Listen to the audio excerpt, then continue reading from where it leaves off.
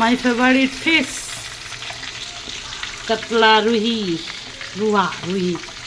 Happy Sunday, happy Sunday, happy Sunday. আজকে মনে কত তারিখ ওটা? আজকে বেটু পূজা করবে, এখন স্নান করবে, ডান্ডা দিয়ে ঘর মুছছে।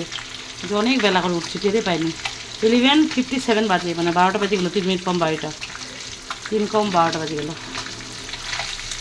সবজি দিয়ে যায়নি, সবজি আছে আগেরগুলা। এই যে মা হাতের চাল দিয়ে মুড়ি ঘন্ট করবো, গোবিন্দ চাল দিয়ে, মাছের মুড়া দিয়ে। Happy Sunday, good morning, have a nice day. Good morning হয়ে গেছে। তারপর মাছে ভাতে বাঙালি আমি। অ্যান্ড ইউ, তোমরা কি বলো?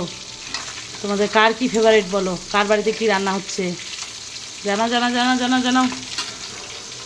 আর এগুলো আমি দেখো, এই যে কাতল, এই যে দেখো তেলটা একবার গরম হয়নি, একবার অনেকগুলো হয়েছে একসাথে, আর একবার ইচ্ছা করে গুঁড়ো গুঁড়ো করে দিচ্ছি। একবার মাছটা একটু নরম ছিল, ওরা বলছে জ্যান্ত বলে, মিথ্যা না সত্যি কে বলছে।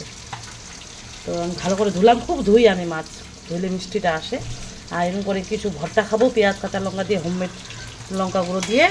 আর কিছুটা ভাজা খাবো, এরকম করে দারুণ লাগে। কার কার ভালো লাগে বলো? হাত ভাঙা করে মাছ। তো bye bye bye bye bye bye.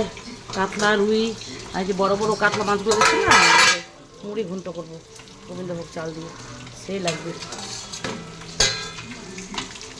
আর তেল পটকাটা ভেজে খেয়ে নিলাম আমি মাছ ভাজতে ভাজতে।